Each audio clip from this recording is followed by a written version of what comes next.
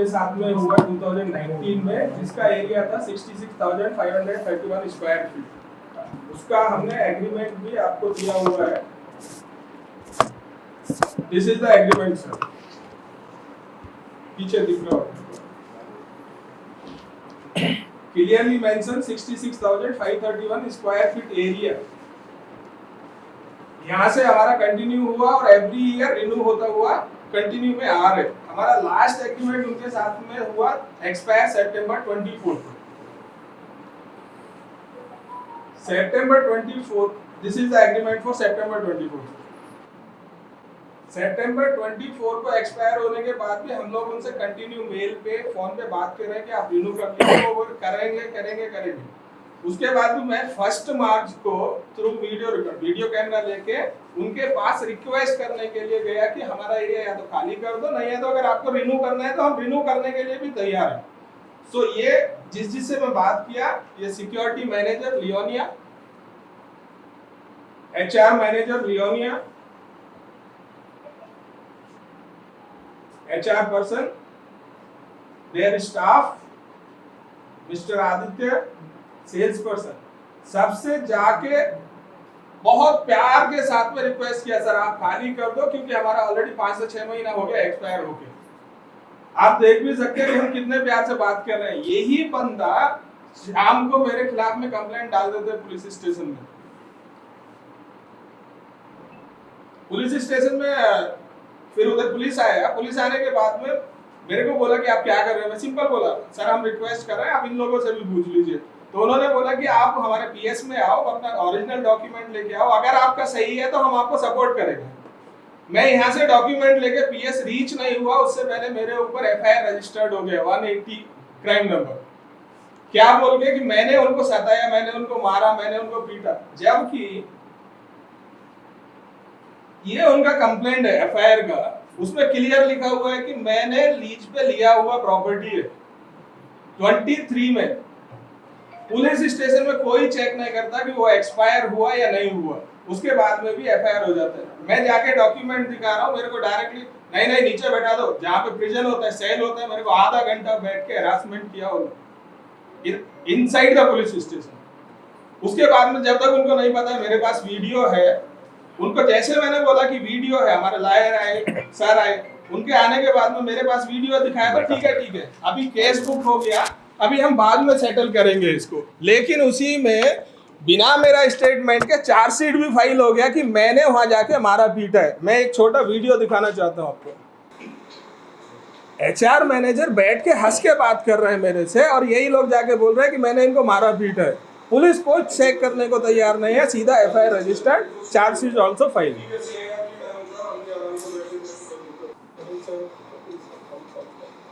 I am asking may I come in sir, he is coming, come Kapil sir कम।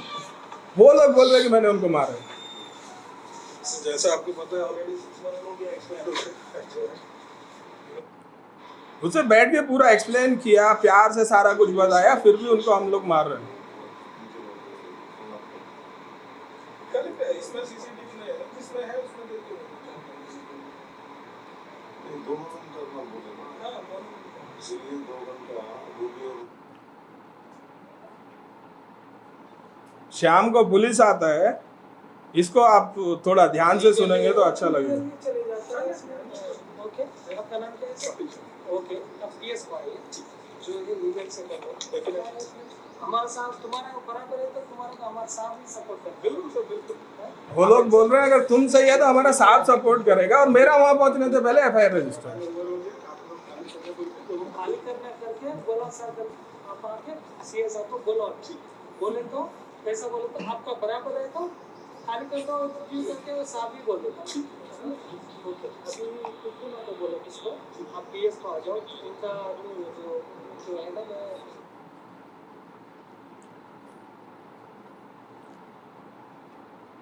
सो इसमें बिना मेरा statement के chargesheet भी फाइल हो गया। वो भी क्या बोला है उन लोगों ने कि हमने जाके उनको परेशान किया, मारा पीटा। कैसा न्याय है इस देश व्यवस्था का हम तो नहीं बोल सकते। This is the FIR।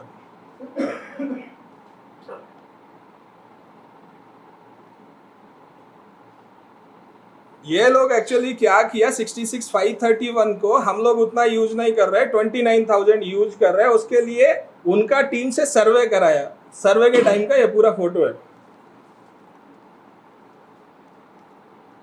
उनका टीम में मिस्टर मुरली कृष्णा, रामकृष्णम राजू, विजय कृष्णा, स्वामलू, क्रांति, चैतन्य वर्मा, ये लोग मेल करके उनका रिपोर्ट दे रहे हैं कि एक्चुअली हम तो क्लेम कर रहे हैं 66,531, एक्चुअली उनका रिपोर्ट में है कि वो लोग 68,000 से ज़्यादा यूज कर रहे हैं। उन्हीं का रिपोर्ट है वो, फिर भी कोई मानने को तैयार नहीं, सुनने को तैयार नहीं। ये हमारा लास्ट 10-15 ईयर से हम कंटिन्यू टैक्स भर रहे हैं, पूरा टैक्स रिसिप्ट है। हर बिल्डिंग के सामने हमारा खुद का मीटर लगा हुआ है, डोर नंबर वहाँ पे डला हुआ है, आप देख सकते हैं नंबर प्लेट के साथ में। इतना होने के बाद भी ना तो रेंट पे करना है, ना तो रिन्यू करना है, ना तो खाली करना है। और अगर हम खाली करने के लिए पूछे तो भी हमारे ऊपर उल्टा केस करके हमको जेल में बंद करेंगे। एक्चुअली जब ये लियोनिया एनसीएलटी से नया ओनर को सेल हुआ तो वो टाइम पे एनसीएलटी आरपी ने ये डॉक्यूमेंट बनाया कि क्या क्या प्रॉपर्टी हम लोग सेल कर रहे हैं, ये पूरा लिस्ट है। उसके साथ में एक मैप दिया, ये मैप, ये 1 to 10 property only we are selling. अभी कोई नया बिडर जब डालेगा तो वो 10 प्रॉपर्टी को डालेगा ना। ये 10 प्रॉपर्टी को जो खरीदा है वो ये 10 प्रॉपर्टी खरीदा है। अभी हमारे आगे बोल रहे हैं नहीं ये लैंड भी मेरा है। और इधर हम बहुत लोगों का सुन रहे हैं, प्लॉट में गया तो प्लॉट मेरा है, इसका मेरा, उसका मेरा, लेकिन हम और मेरा प्रॉपर्टी इस मैप में भी कहीं पे मेरा प्रॉपर्टी नहीं, मेरा प्रॉपर्टी नियर बाई इधर आएगा, फिर भी कोई नहीं सुनेगा कौन? सीधा वो लोग बोलते हैं कि डीसीपी, एसीपी, सीआई मेरा पॉकेट में है, तुम लोग कितना कंप्लेंट डालो तो भी हमको कोई फर्क नहीं पड़ता। किधर जाए न्याय के लिए? हमने हमारा अमाउंट के लिए एनसीएलटी में केस डाला। केस डालने के टाइम जो अभी सर ने बताया, ये फोर्ज डॉक्यूमेंट 66,000 वर्सेस 29,000, ये फोर्ज डॉक्यूमेंट बना के डाला। इसमें आप एक बार अगर थोड़ा गौर करें तो ये परचेजिंग डेट कितना है sir? 25 March 19। Starting agreement date is 1 March of 19। आपने अगर कहीं दुनिया में देखा हो तो आप बता दो।